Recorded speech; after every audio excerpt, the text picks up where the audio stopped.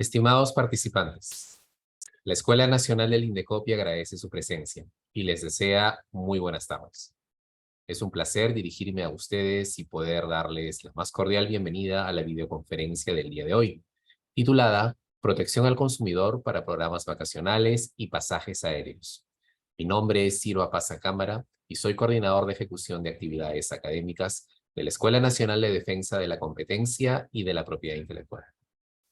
A través de esta videoconferencia, dirigida a la ciudadanía en general, la Escuela Nacional del Indecopi y la Comisión de Protección al Consumidor número 2 buscan que los asistentes comprendan los aspectos jurídicos sobre protección al consumidor en el contexto de la contratación de servicios de transportes aéreos, así como dar a conocer el procedimiento a seguir para la presentación de reclamos. En esta ocasión, nos acompaña como ponente el señor José Luis Fanárraga, quien es abogado por la Universidad Nacional Mayor de San Marcos, con experiencia en materia de derecho administrativo sancionador, protección al consumidor y proceso contencioso administrativo.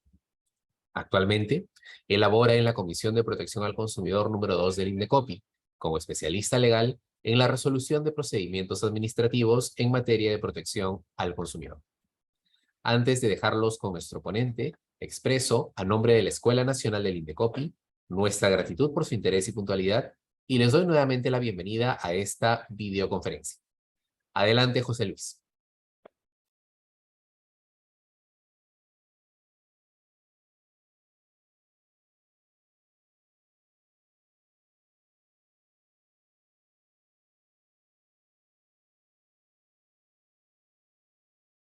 José Luis, disculpa, tu micrófono está apagado. Sí, ¿qué tal? Perfecto. ¿Ahora sí se me escucha? Sí, perfecto. Listo.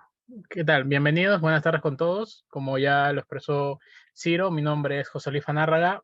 Soy especialista en la Comisión de Protección al Consumidor número 2, en donde vemos temas relacionados como el que nos convoca el día de hoy, que se encuentra relacionados a pasajes aéreos y a programas vacacionales o agencias de viaje. Este tema que nos trae hoy aquí a esta videoconferencia cobra relevancia en tanto ya estamos cerca de fiestas y es bueno que nos enteremos de los derechos que tenemos ante las empresas que manejan el tema de aerolíneas y también ante las empresas que suelen ofertar paquetes de viaje que, bueno, en estas fechas son la sensación, ¿verdad? Entonces, previo a iniciar con la exposición, me gustaría dar unos pequeños alcances generales respecto a lo que involucra el derecho de protección al consumidor, ¿no? Por ello, es preciso tener unas consideraciones previas. Es de conocimiento que nosotros nos regimos bajo la ley 29571, el Código de Protección y Defensa del Consumidor, el cual establece estándares mínimos de protección para los consumidores, entre los cuales se encuentra el derecho a elegir libremente entre productos y servicios idóneos y de calidad, conforme a la normativa pertinente que se ofrezcan en el mercado y que son informados por los proveedores. ¿Eso qué quiere decir? Que nosotros contamos con libertad para elegir dentro de una gama de posibilidades que nos brindan los proveedores y esta elección debería ser o resultar ser la más idónea, ¿no?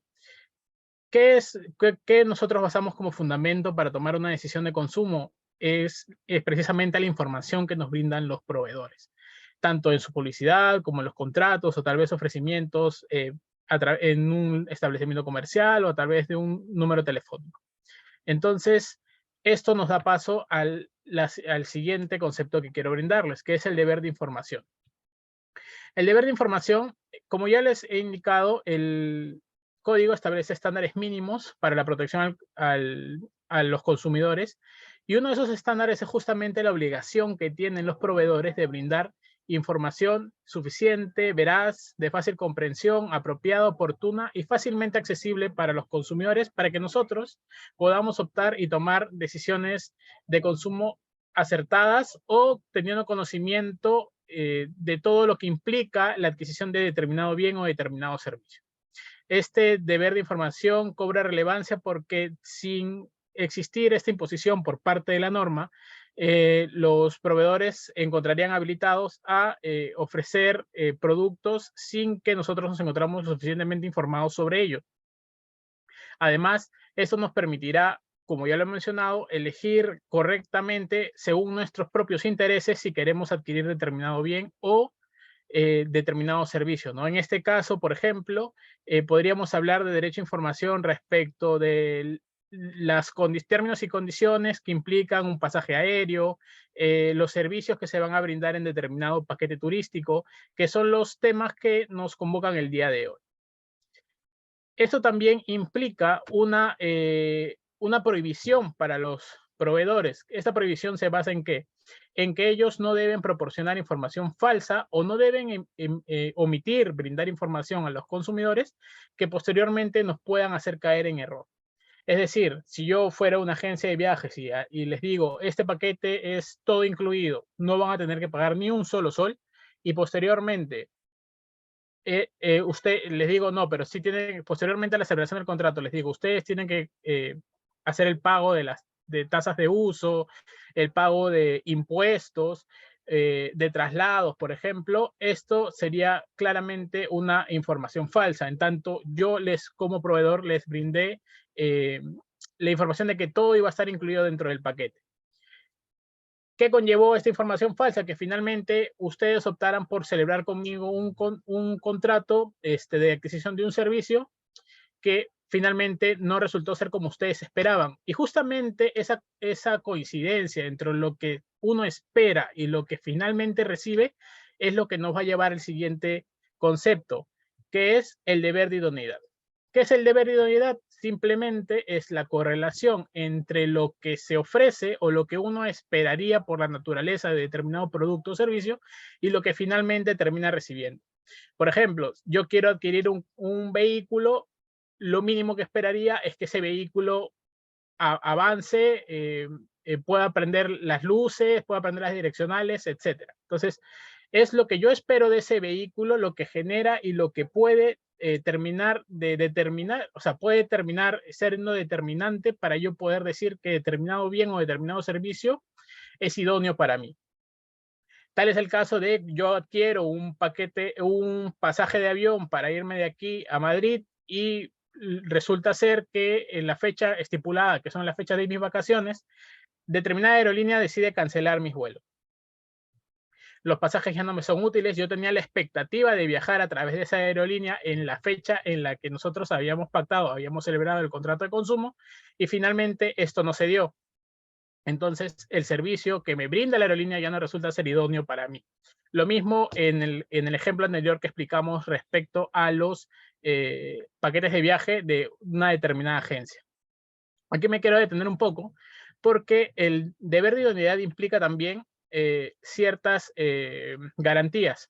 ¿Cuáles son estas garantías? Las garantías legales, las garantías implícitas y las garantías explícitas, ¿no?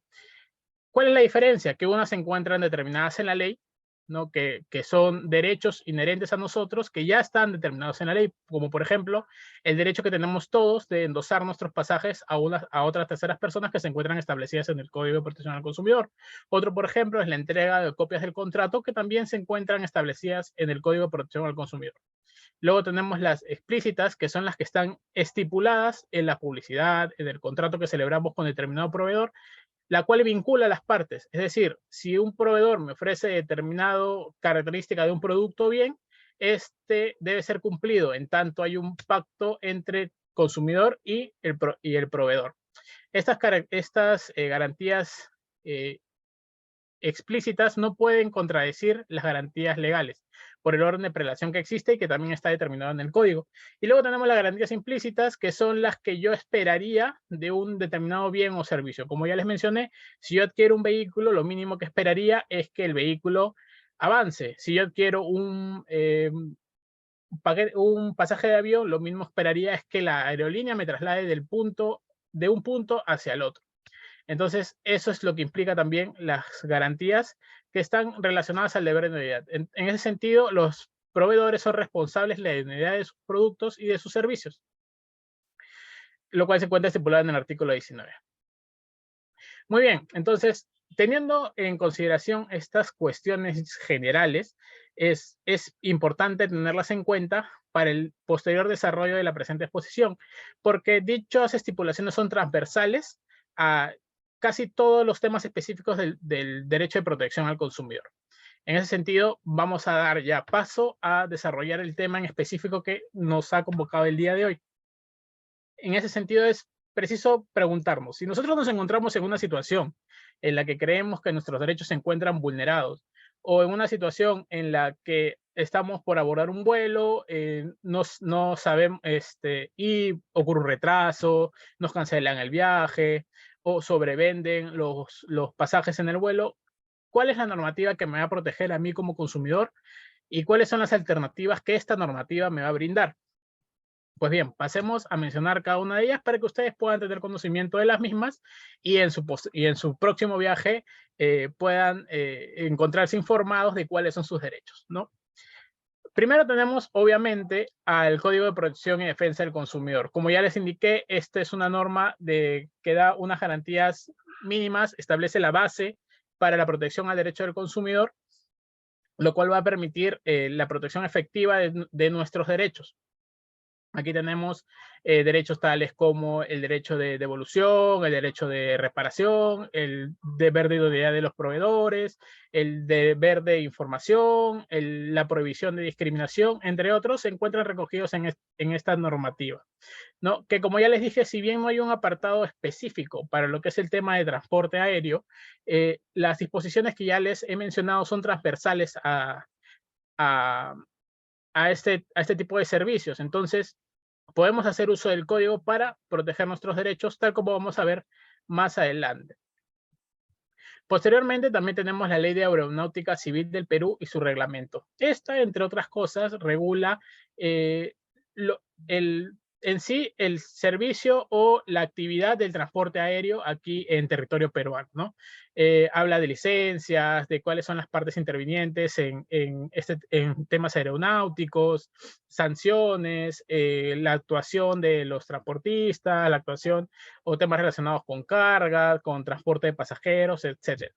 En lo que atañe a nosotros, esta estipula temas relacionados con la responsabilidad de las empresas de transporte aéreo respecto a los usuarios, ¿no? Respecto a nosotros como consumidores, tanto en el hecho referido a retraso de vuelos, el hecho referido a la pérdida de equipajes, entre otros. Esta normativa es aplicada para vuelos nacionales, es decir, si tú planeas viajar el fin de semana que viene, el fin de semana largo que viene, a Cusco, a Tumbes, la normativa aplicable a este caso va a ser la normativa que está aquí en la Ley Aeronáutica Civil y también en su reglamento.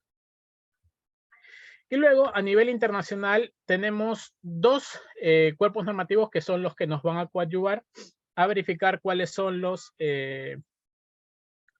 derechos que nosotros tenemos como consumidores, ¿no? El primero es la decisión 619, que es la norma para la armonización de los derechos y obligaciones de los usuarios, transportistas y operadores de los servicios de transporte aéreo de la Comunidad Andina de Naciones.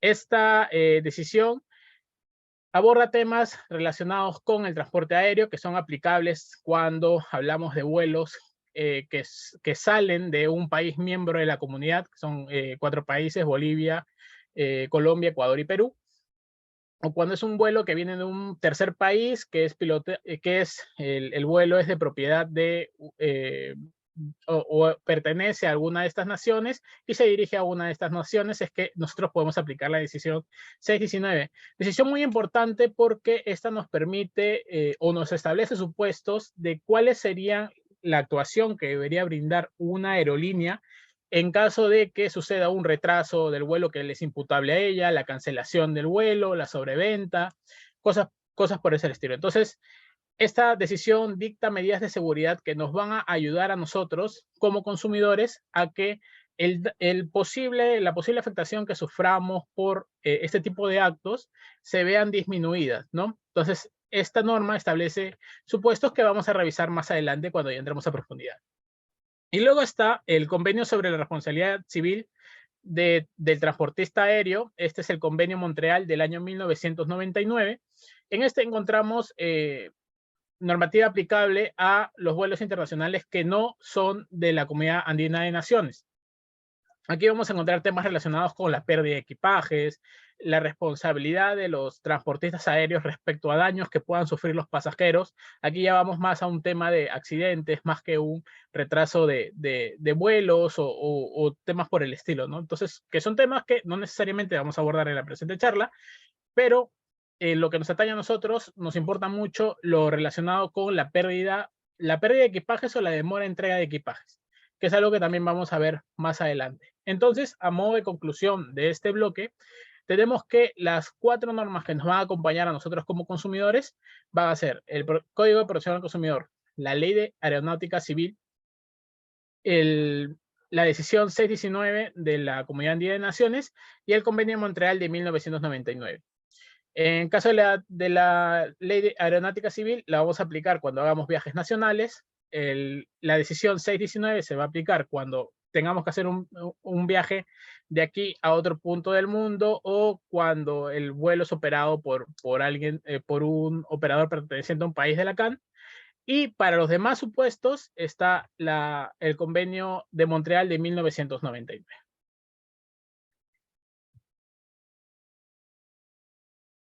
Disculpen, estaba leyendo algunas preguntas. Las preguntas las vamos a contestar al final, cosa que podemos abarcar más los temas y posteriormente vamos a tener un tiempo para contestar las preguntas.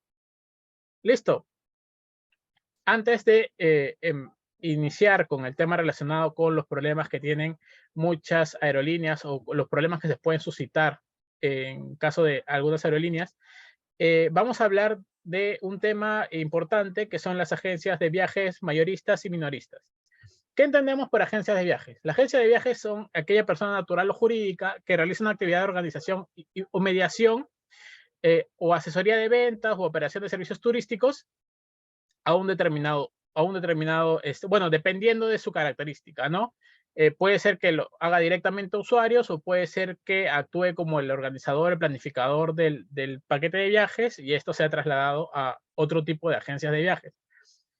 Básicamente funciona como un condensador de actividades y de servicios que nos lo brindan en como un paquete para que nosotros no tengamos que ir adquiriendo servicio por servicio, sino que en conjunto adquirimos un servicio que es el servicio de un servicio turístico, ¿no?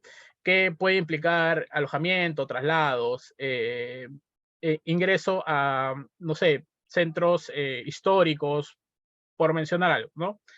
Estas agencias de viaje se dividen en dos, la agencia de viaje mayorista y las agencias de viaje minoristas.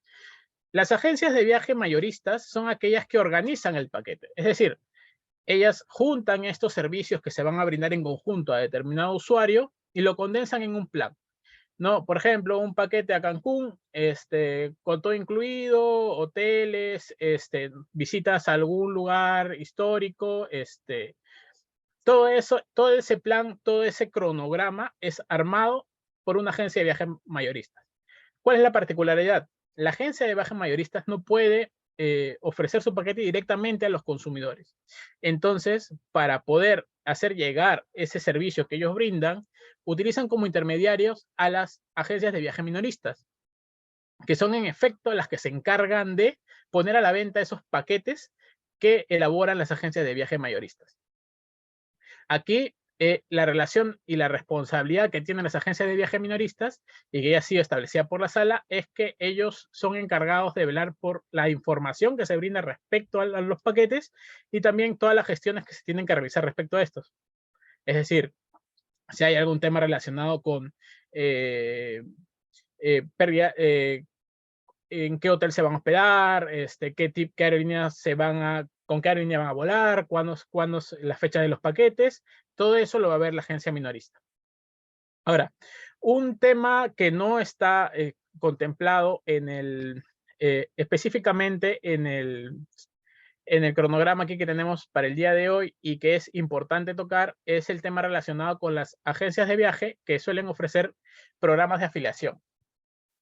Este tema es importante porque en las últimas semanas hemos visto noticias en las cuales se encontraban implicadas empresas que lo que hacían eran esperar a personas afuera de determinados establecimientos comerciales, se acercan a una persona, les ofrecen un raspa y gana y posteriormente, por suerte, ganan un premio.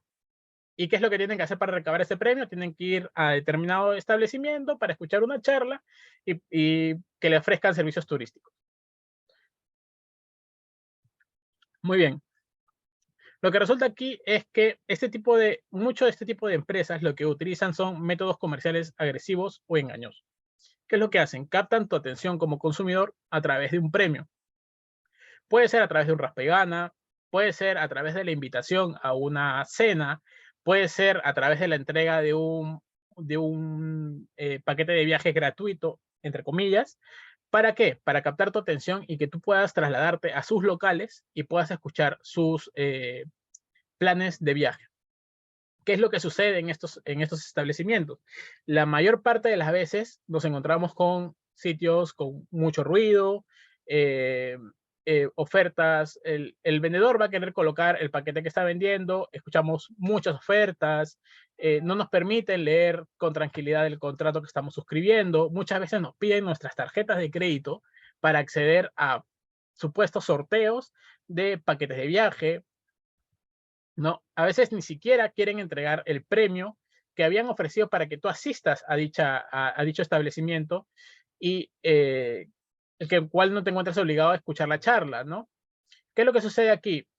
Todos estos elementos que influencian sobre la persona hacen que finalmente una persona pueda terminar suscribiendo un contrato oneroso que no es algo que buscaba. En la comisión vemos casos en los que hay consumidores que se han dado cuenta de lo que han firmado recién al día siguiente en que suscribieron los contratos. Entonces, aquí la recomendación que queremos dar como comisión es siempre estar alerta ante este tipo de eventos. ¿Por qué? Porque no es usual que de la nada en la calle, sin tú haber participado de ningún sorteo, por suerte, se te acerque alguna persona, te ofrezca un viaje soñado a un destino internacional por el cual vas a tener que pagar un monto ínfimo, o a veces te lo ofrecen gratis, o que te acerque y, oh suerte, ganaste un premio, el cual implica un costo de trasladarte hacia un lugar para tú poder escuchar una charla. Ese tipo de situaciones no son comunes. Entonces, estas cosas deberían alertarnos antes de nosotros acceder a, a abrir la posibilidad de asistir a estos lugares. Si por A o B uno decide asistir a estos lugares a recabar el premio, o de repente si te informan sobre la charla y asistes, tiene que ser consciente de que posiblemente se encuentre ante una situación en la que va a haber muchas personas, van a ser lugares muy concurridos, tal vez muy bulliciosos porque ponen música mientras se da la explicación. Algunos pueden pedirte tus tarjetas de crédito para que para ver si tienes fondos para la afiliación del programa, para ver si puedes participar de determinados sorteos. Hay casos en los que hay consumidores que indican que ellos no autorizaron nunca el pago a través de su tarjeta de crédito, o que les indicaron que el pago iba a ser a través de cuotas y que en realidad lo que hicieron fue cobrarse el monto total de la tarjeta de crédito y ponerlo en cuotas en la tarjeta de crédito. Hay situaciones en las que los consumidores firman básicamente sin haber entendido el contrato por la emoción y la presión que ejercen este tipo de empresas hacia ellos. Entonces, la recomendación es simple, ¿no? En primer paso sería no aceptar este tipo de invitaciones, a menos que uno haya accedido, haya llenado sus datos en una web o haya participado de un concurso, tal vez, ¿no? Y una vez estando ahí, darse el tiempo para leer el contrato, que todo lo que les hayan dicho los vendedores estén estipulados en estos contratos, porque muchas veces también existe la dicotomía entre lo que le ofrece un vendedor y lo que finalmente suscribe el consumidor. No entregar tus tarjetas de crédito y cosas como estas, ¿no? Porque al final de cuentas esto puede conllevar una afectación que es de muy difícil probanza. Entonces, la recomendación es esta, ¿no? Tener mucho cuidado con este tipo de eventos para que no les cause un perjuicio económico mayor. Posteriormente, si es que alguno es o ha sido víctima de estos casos, claramente puede acercarse aquí al Indecopi y poner su denuncia, y la cual se va a evaluar caso por caso, ¿no? Porque siempre el Indecopi está dispuesto a escuchar a los consumidores, pero siempre es mejor prevenir antes que ya accionar el sistema administrativo para ver temas de protección al consumidor, que debe ser la última ratio en todo caso. Muy bien, entonces, siguiendo ya con la exposición sobre el tema de transporte aéreo, vamos a hablar ya de supuestos en los que vemos un poco vulnerados nuestros derechos como consumidores. Muchas veces ha pasado que uno adquiere un pasaje aéreo para determinado lugar y no se respeta el itinerario de vuelo. O, ¿qué sucede? Tú llegas y al parecer tu asiento ya fue entregado a otra persona. O te indican, ¿no?, que tu vuelo va a ser programado dentro de unas horas, que ha habido un retraso por tal y cual razón. Entonces, aquí lo que vamos a indicar es cómo es que deberíamos actuar nosotros ante casos relacionados como estos, ¿no? Que al final causan un perjuicio, sí, pero las normas que ya hemos mencionado a veces nos brindan alternativas para que esto no sea tan gravoso como podría llegar a ser. Muy bien, en el primer punto tenemos la demora en abordar.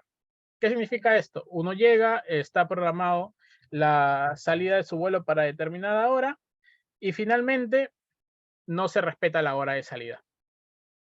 Esto obviamente puede implicar un malestar en un determinado consumidor, en tanto uno quisiera viajar en la hora estipulada en el contrato aéreo suscrito con las aerolíneas, ¿no?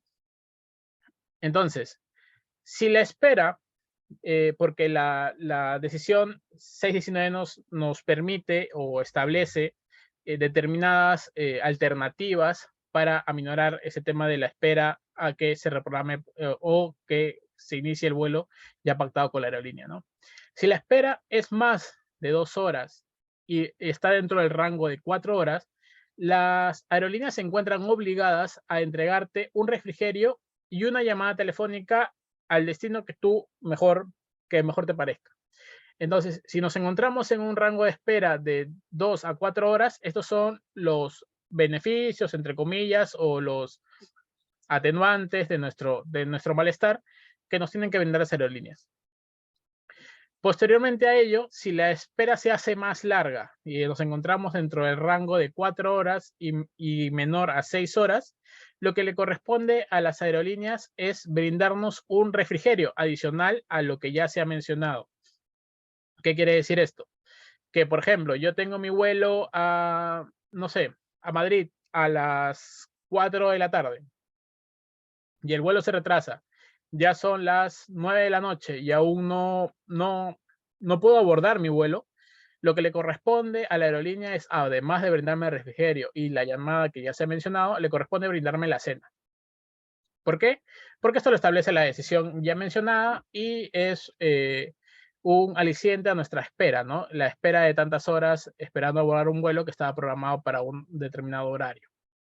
Posteriormente, si esto se agrava más y la espera es aún más larga, lo que corresponde es que además del ya mencionado refrigerio, de la llamada telefónica y de la alimentación, corresponde que la aerolínea nos cubra el hospedaje.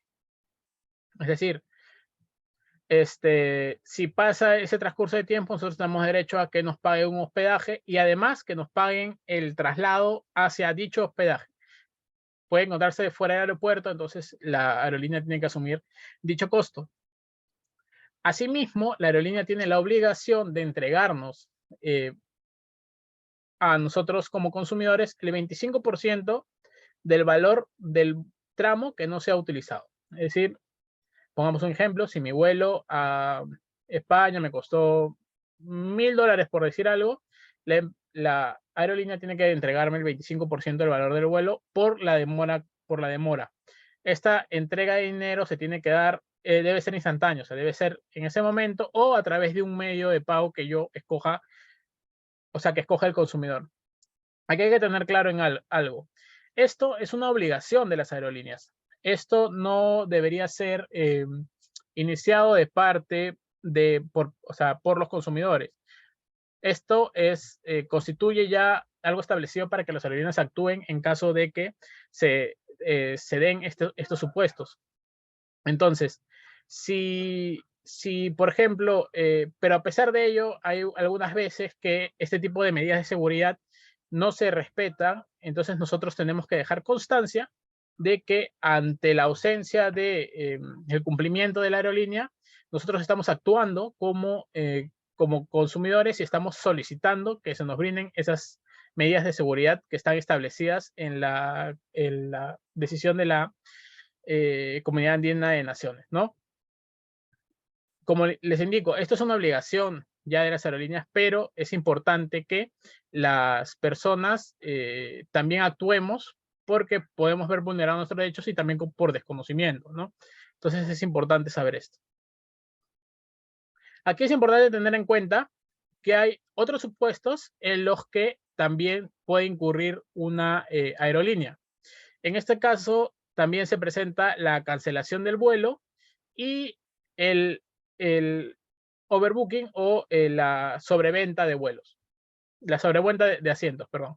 Es decir, se asignan asientos, tú reservas tu asiento, pero aún así, lo que hace la aerolínea es disponer de tu asiento y se lo entrega a otra persona.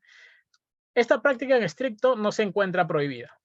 ¿Ok? No hay una norma que prohíba este tipo de prácticas, lo cual no significa que no haya responsabilidad por parte de las aerolíneas respecto a este hecho, ¿no? Esto se ha venido analizando también aquí tanto en comisión como en la sala especializada en protección al consumidor y se ha verificado que si bien se encuentran habilitadas para este tipo de conductas, también o sea, no se encuentran prohibidas este tipo de conductas, también se pueden ver como posibles afectaciones al derecho de los consumidores. En ese sentido, más adelante vamos a ver a detalle estas dos respecto a la cancelación de vuelo y a la sobreventa de pasajes. Muy bien, entonces, ¿qué es una sobreventa de vuelos? Es lo que les acabo de mencionar, que es el vender mayor cantidad de pasajes de la capacidad que tiene determinada nave, ¿no? En este caso, un avión. ¿Qué derechos o qué soluciones me brindan la normativa a mí como consumidor si es que se presenta este caso de sobreventa de boletos? Primero es el derecho a reprogramación en la misma fecha y ruta. Es decir, tienen que abordarme en un vuelo en esa fecha hacia el mismo destino al cual yo iba. También, igual que en el caso relacionado con la espera de más de 6 horas, tienen que darme el 25% del tramo que no se ha cumplido por la sobreventa. Y además, la reprogramación se tiene que hacer de vuelo más próximo de dicha aerolínea. De no contar con un vuelo próximo, es obligación de las aerolíneas gestionar un boleto en otra aerolínea que cuente con un vuelo próximo al destino al cual yo quiero ir. Es decir, la imposibilidad de vuelos o que no hayan vuelos programados para el destino al cual yo me dirijo no es óbice para que las aerolíneas incumplan con esta obligación. ¿Por qué? Porque es responsabilidad de estas aerolíneas menguar los perjuicios ocasionados a los consumidores.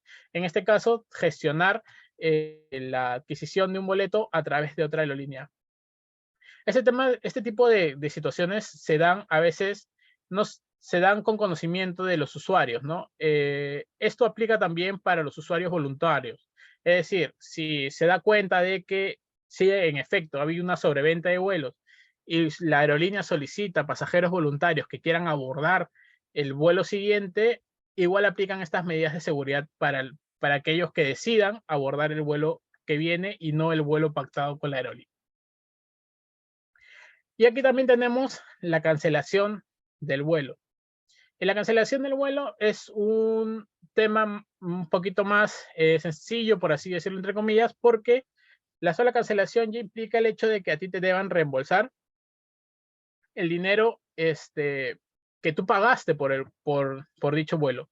O en su defecto, que te programen un vuelo sustituto, ¿no? Porque aquí hablamos de responsabilidad de las aerolíneas imputables a ella. ¿Qué sucede? Hay supuestos que establece la decisión 619 respecto a la exhibición de responsabilidad de las aerolíneas, en las cuales te indica que, por ejemplo, cancelación o modificación de itinerario, 15 días, si te lo dicen 15 días antes de la fecha programada para tu vuelo, la aerolínea queda exenta de responsabilidad. O en caso te lo diga dentro del rango de esos 15 días y además te ha ofrecido un vuelo sustituto, la aerolínea también queda exenta de responsabilidad. En este caso, estamos hablando de supuestos en los que uno se acerca al aeropuerto a la hora indicada, con la antelación debida, y posteriormente lo que hace la aerolínea es cancelar los vuelos, ¿no?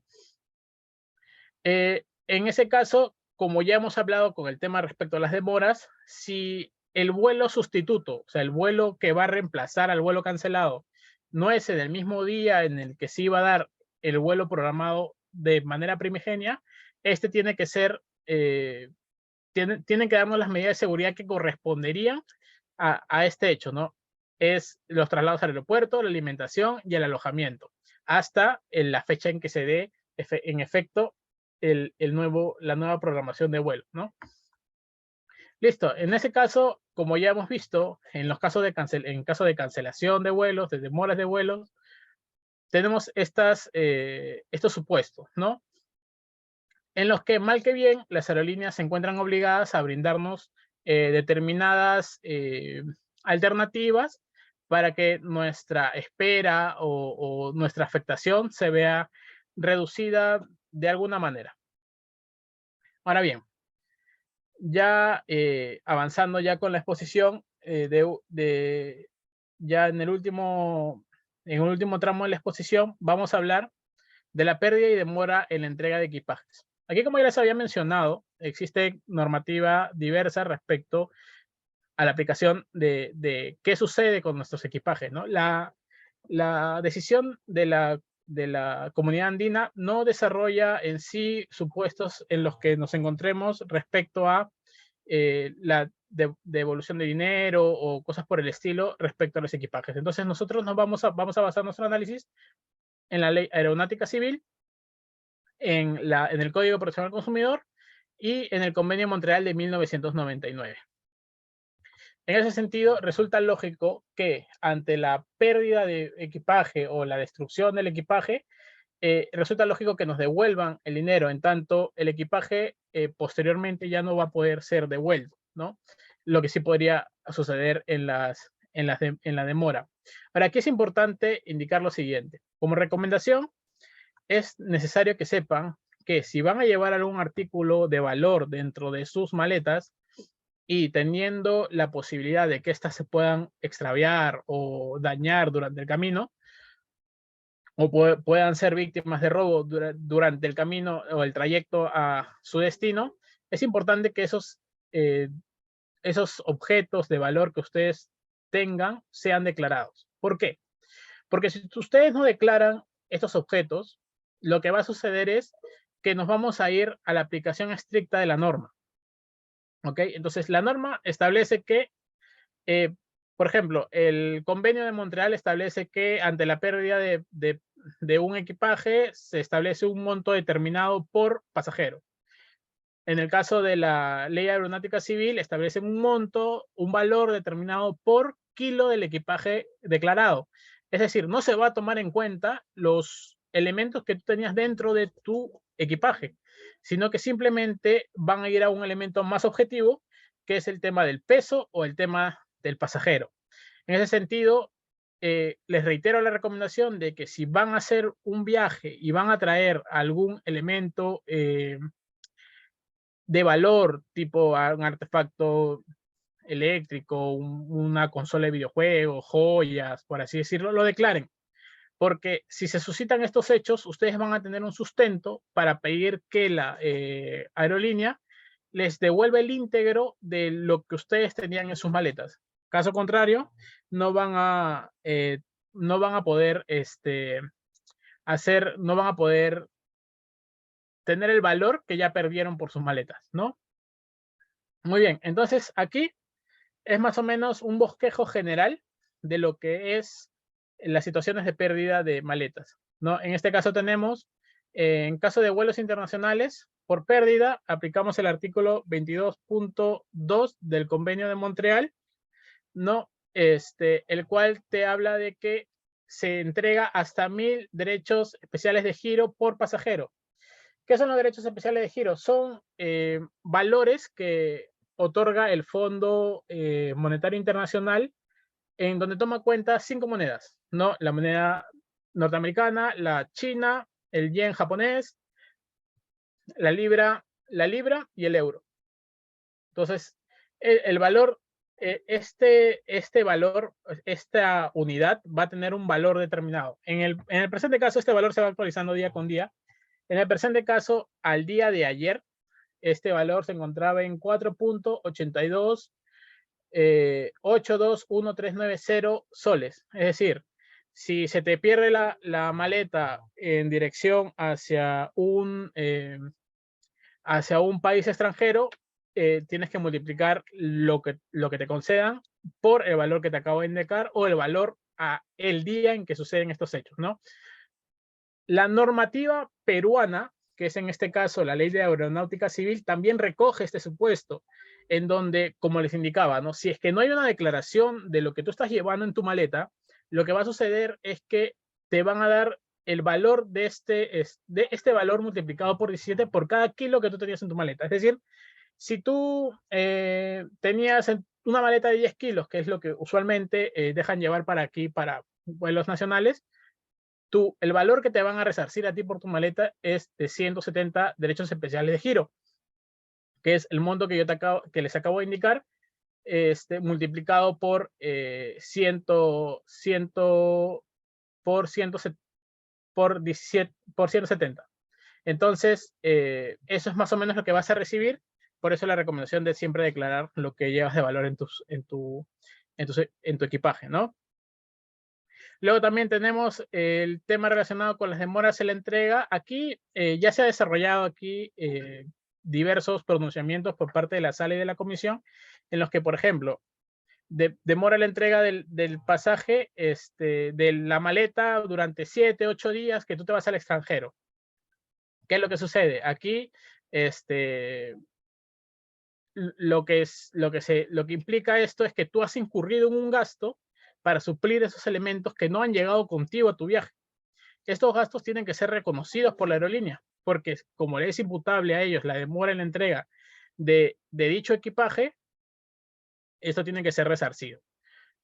Y en el caso de la Ley Aeronáutica Civil, la demora implica exactamente lo mismo que la pérdida, que son 17 derechos especiales de giro, ¿no? Aquí hay que tener en cuenta que si tú no presentas tu reclamación dentro de tu protesta dentro de los 5 días siguientes a tu arribo, a que se te comunica la pérdida o destrucción de tu equipaje o a tu a bordo y sin que llegue tu maleta contigo,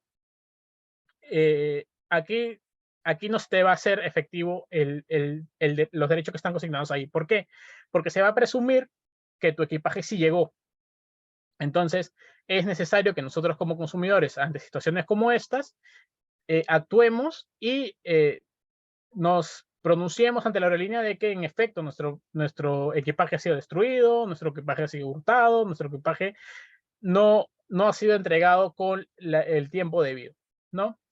En ese sentido, respecto a esto, es todo. Entonces, vamos a continuar ahorita con las preguntas que me están mandando para así poder seguir desarrollando esta videoconferencia. A ver, vamos un segundo para leer las preguntas.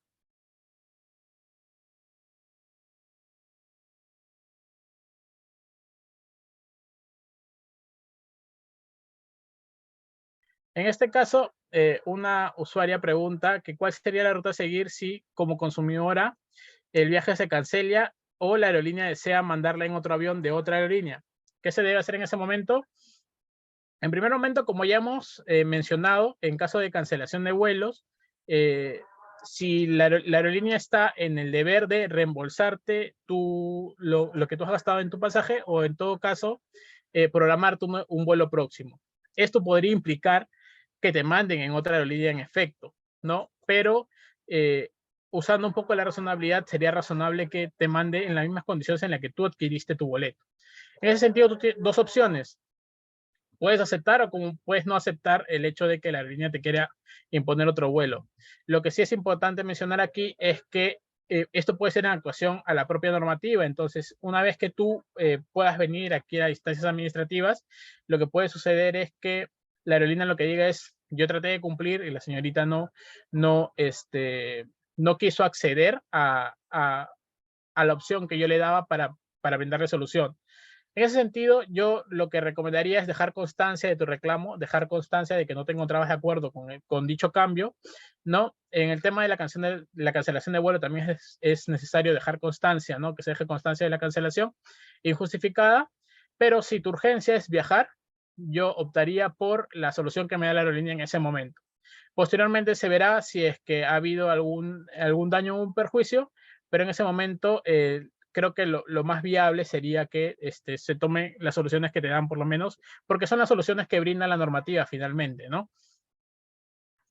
Luego, si encontraste un paquete de vacaciones, dentro de ella la empresa eligió consignar las empresas de aerolínea, hospedaje, restaurantes y los pasajes eran de la aerolínea Viva Air. Pero Viva Air suspendió su servicio, tendría que devolverme el monto total pagado de la empresa que contrató el paquete o tendría que reclamar a Viva Air. En este caso, Viva Air es una aerolínea que ya no se encuentra operativa, al menos aquí en el país. Y bueno, si lo adquiriste a través de una agencia de viajes, tienes que gestionar dicha devolución ante tu agencia de viajes. Podría decirte que sí o si no están obligados a devolver, podría sonar a un adelanto de opinión, pero lo que yo te podría decir es que la obligada, como ya lo mencioné, a gestionar ese tipo de devoluciones y a informarte es la agencia de viajes minoristas. La imposibilidad que de repente tiene la agencia de viajes de cobrarle a Viva Air, como tú también podrías tenerla,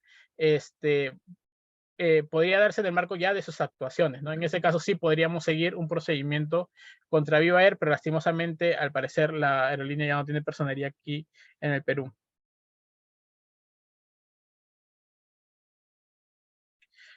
Bueno, según la pregunta 3, ¿qué sucede si un vuelo se retrasa 1 hora, luego te cambian de avión y presenta una demora adicional? Estamos en el mismo supuesto de demoras de vuelos, ¿no? No es que una demora suspenda la otra, ¿no? O interrumpa la otra, sino simplemente nos encontramos en una demora en general. En ese sentido, si posteriormente tu demora, puedes interponer tu reclamo. Si pasadas las 2 horas, puedes reclamar tu refrigerio, reclamar tu llamada. Posterior a las 4 horas, puedes reclamar tus alimentos. Y si esto se agrava más, podrías reclamar tu hospedaje, ¿no? Siempre es bueno dejar constancia de los reclamos que tenemos y tratar de solucionar lo mejor posible, pero las armas que nos dan la normativa es esa, ¿no? Y lo que los faculta a las aerolíneas también. No, en caso de malas condiciones climatológicas, no, porque aquí estamos hablando de supuestos que son imputables a la aerolínea. ¿Cuáles son supuestos que no son imputables a la aerolínea? Los hechos no previsibles, como por ejemplo el cambio climático, un mal clima en el país de destino, o por ejemplo la avería en una pieza de un avión que tiene determinadas horas de vuelo y se valora antes de que se cumplan esas horas o antes de la fecha de programación de la inspección, ¿no? Como lo ha mencionado ya la comisión y también la sala, el tema relacionado con el servicio aeronáutico es muy complejo porque es un servicio técnico que reviste determinada complejidad, valga la redundancia, y también implica un alto conocimiento técnico. Entonces, si hay circunstancias imprevisibles que impiden a la aerolínea ejecutar el vuelo, en este caso no sería responsable por ello, ¿no? En este supuesto, en el supuesto de las medidas, es por hechos imputables a la propia aerolínea. Entonces, ahí en este caso del cambio climatológico, no aplicaría. El reclamo lo puedes presentar aquí ante Indecopi. Nosotros resolvemos temas relacionados con estas demoras y bueno, aquí se lo podrías presentar a través del reclamo virtual, a través de la mesa de partes del Indecopi o si deseas iniciar un procedimiento administrativo sancionador. Si tú, aquí indica la pregunta 7, es si yo como consumidor se genera una demora y yo no conozco mis derechos, posterior a ello, o sea, la aerolínea no se hace presente y posterior a ello ¿puedo yo reclamar? La respuesta es primero, que ya conoces tus derechos, ya no te debería pasar eso. Y segundo, es que en caso no los conozcas o no los hayas conocido, en efecto, lo puedes reclamar, porque como lo indiqué, esa es una obligación que tienen las aerolíneas de cumplir. En ese sentido, si las aerolíneas no lo cumplen, quiere decir que tú tienes la oportunidad de, a través de otra vía, si quieres presentar un reclamo con la propia aerolínea o un reclamo ante el INDECOPI, indicar que no has accedido a estas soluciones o estas alternativas, las puedes reclamar y ya va a quedar en tu propia tratativa con la aerolínea o ya en el procedimiento, si decides iniciar uno, verificar si es que hay una infracción o no, ¿no? Pero de que podrías reclamarlo, obvio sí, porque es tu derecho.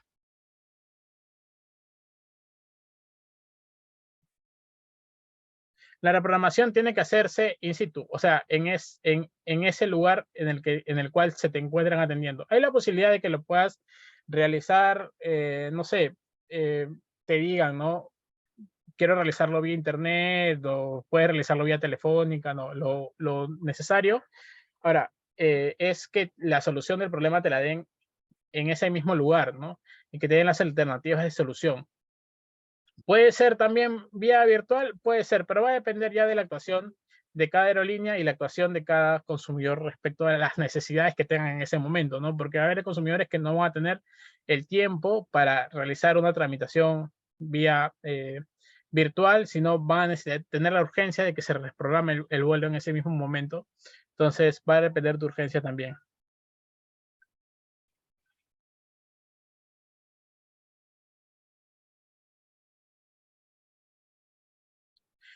Respecto a, me hacen una pregunta, ¿no? Si es que te obligan a pagar un adicional por el tema de las medidas de las maletas, o sea, si te pueden condicionar a ello, aquí es importante lo que hablamos en un inicio respecto al deber de información.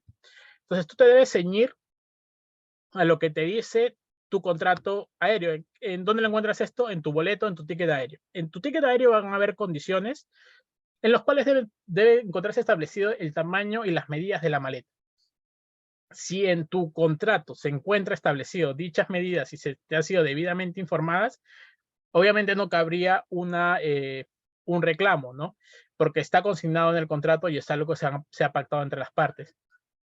Pero si, por ejemplo, no sé, a mí me dicen que yo te puedo llevar una maleta de 10 kilos y cuando llego al aeropuerto me dicen, no, son 8 kilos, obviamente es un servicio que no es idóneo porque no me han informado de esa condición o me la han informado mal. En ese sentido, sí podrías presentar tu reclamo. No podrían condicionarte a eso, pero uno sabe que en su actuación muchas veces las aerolíneas pueden decirte no vas a abordar porque no cumples con ello. Si eso sucede, pues estás habilitado a presentar tu reclamo ante el INDECOPI o presentarlo en el libro de reclamaciones para que deje constancia y se pueda brindar una solución a tu problema o tal vez el reembolso del monto adicional que tuviste que pagar para poder viajar.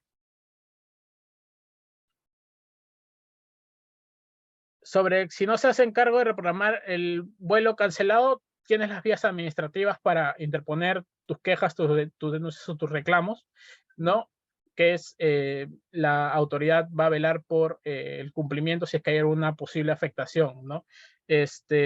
No hay forma de coacción, o sea, no existe una coacción por parte de la administración, lo que sí, ante un incumplimiento va a existir una responsabilidad y esa responsabilidad puede o no puede ameritar una sanción. Entonces, la vía habilitada es a través de aquí del INDECOPI.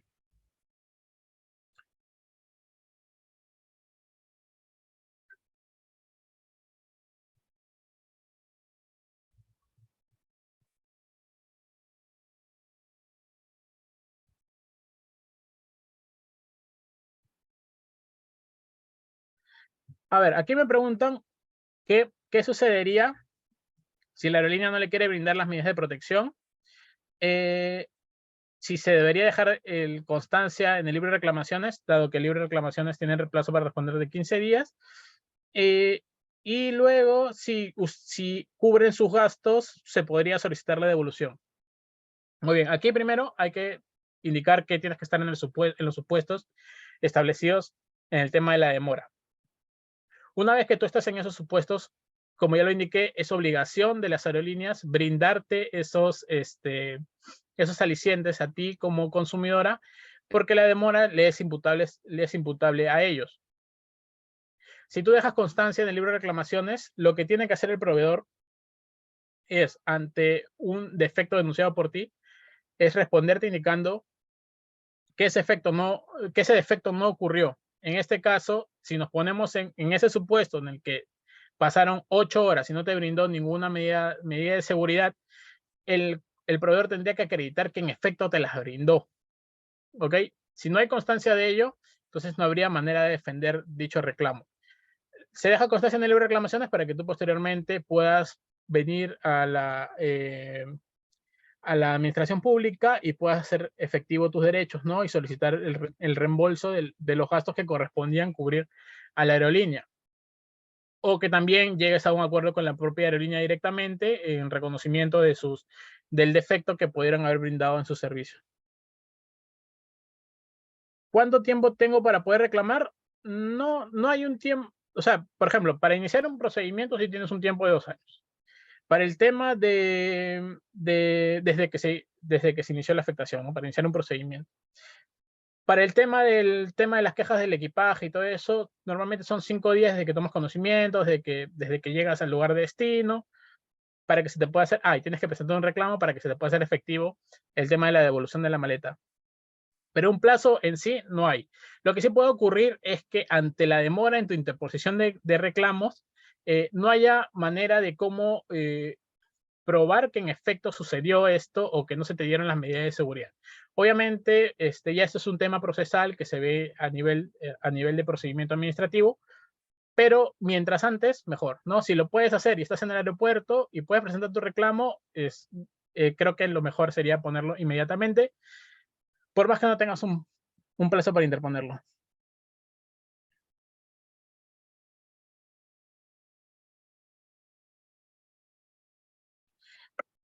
Respecto al tema de las millas, entiendo yo que estos entendería yo que deberían, si los has comprado solo con millas, deberían resarcirte las millas, porque per se no tienen si bien las millas las has acumulado respecto a gastos que tú has tenido, no tendrían un valor dinerario, ¿no? Pero esto ya sería un tema que debería entrar a evaluación, porque sí, podría acarrear el pago o la devolución de las millas que tú gastaste respecto para adquirir el viaje.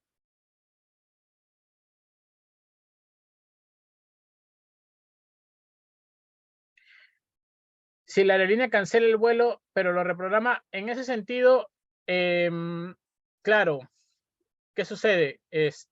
Ante la cancelación del vuelo, tú tienes 2 alternativas, que es o que te devuelvan el dinero o que tú solicites que te reprogramen un nuevo vuelo, ¿no? Entonces, yo entiendo aquí de tu pregunta que tú no habrías optado porque porque se te devuelve el dinero. En ese sentido, sí tendrían que aplicar las medidas de seguridad en este caso, porque de todas maneras, entre lo que se cancela un vuelo y te reprogramaron otro, han transcurrido, entiendo yo de tu pregunta, alrededor de un día completo. En ese sentido, sí tendrían que aplicarse las medidas de seguridad por la demora.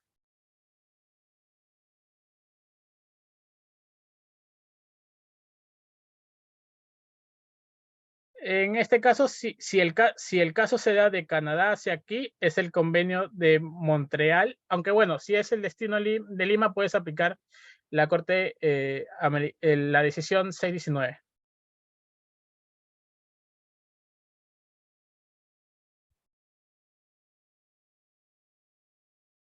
No solo las agencias minoristas, aquí tengo una pregunta de por qué responden las agencias minoristas. Las agencias minoristas no solo responden por el tema de información, sino también que tienen una obligación de gestión ante la agencia mayorista, ¿no?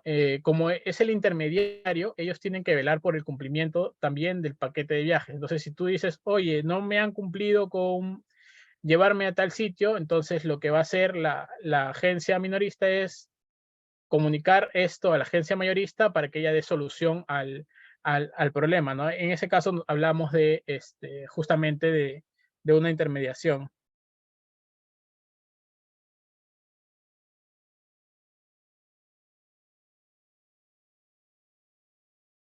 respecto al canje de millas, la pregunta del canje de millas, tendríamos que evaluar el caso y ver qué es lo que sucedió concretamente, porque con la información general que me brindas no podría darte una respuesta. Además, creo que hay un caso parecido que tenemos en la comisión, entonces podría ser también adelante de opinión. Entonces, en ese caso sí me reservo mi opinión.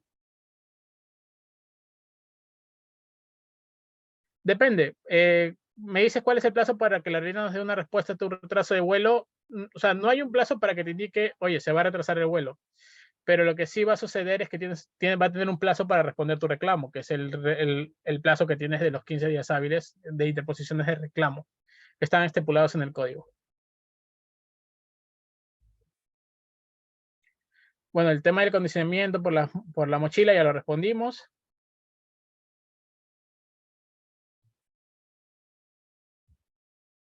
El tema de la diferencia tarifaria por el tema de enfermedad, a veces tiene que ver mucho con los precios de las aerolíneas varían mucho por la proximidad de las fechas, la fecha en la que tú vas a pagar el vuelo, ¿no? Ahí habría que evaluarlo caso por caso, ¿no? Pero sí puede existir una diferencia tarifaria en el sentido de que un vuelo que yo me puedo comprar hoy para viajar en marzo del siguiente año no me va a implicar el mismo costo que yo me compre un vuelo hoy para viajar el 27 de julio el 27 de julio de este año.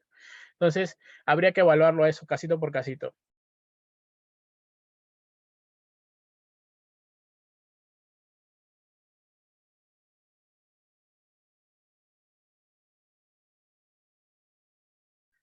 No, no es legal que se queden con un monto si es que por desconocimiento no lo reclamaste en su momento, o bueno, la persona no es residente aquí, pero el hecho se suscitó aquí en nuestro país. Podrías activar el mecanismo de la autoridad administrativa para poder ejercer tu derecho, recordando que tienes que estar dentro de los 2 años en que habría sucedido la infracción que me indicas, ¿no?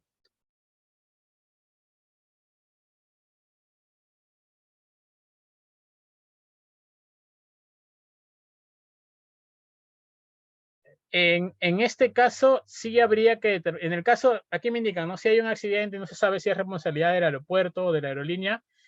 eh, si fuera responsabilidad, eso es algo que ya se tendría que ver en este caso, ¿no? Porque si fuera caso responsabilidad del aeropuerto, esto implicaría un eximente de responsabilidad para el aerolínea. Entonces, no implicaría la entrega de estas medidas de seguridad. En cambio, si es por una negligencia del piloto o de alguno de los tripulantes o de un mal mantenimiento de la aerolínea, sí implicaría. Entonces, esto también caso por caso.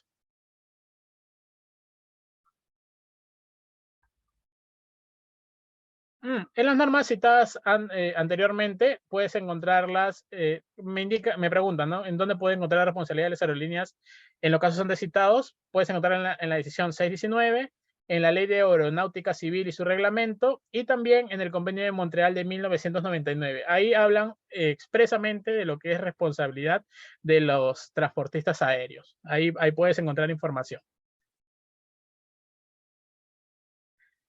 Si no te responden un reclamo en el plazo establecido, lo que puedes hacer es presentar un reclamo ante el INDECOPI o en todo caso iniciar un procedimiento administrativo para que se sancione a la empresa de comprobarse de que en efecto no se respondió el reclamo generado, ¿no?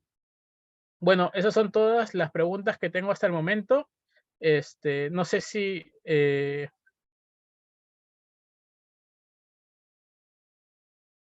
este registro lo maneja el MINCETUR, el registro de agencias de viajes. Eso tendrías que consultarlo en las páginas del MINCETUR, porque ellos son los encargados de velar o fiscalizar a este tipo de agencias de viajes, ¿no? Porque hay incluso un reglamento de agencia de viajes que es emitido por el MINCETUR. No es el mismo, porque él me indica si el interponer un reclamo en el libro de reclamaciones y interponer un reclamo en el Indecopi es lo mismo. No es lo mismo, porque en el libro de reclamaciones lo que tú estás haciendo es dando cuenta de ese defecto al proveedor, y el proveedor te va a responder sobre si ese defecto se dio o no se dio, justificando sus razones, ¿no? En cambio, el reclamo que tú haces ante el Indecopi funciona como intermediario para ver si es que se puede llegar a una solución entre los dos, ya con el Indecopi de intermediario, ¿no? A ver, y luego tengo una pregunta 28.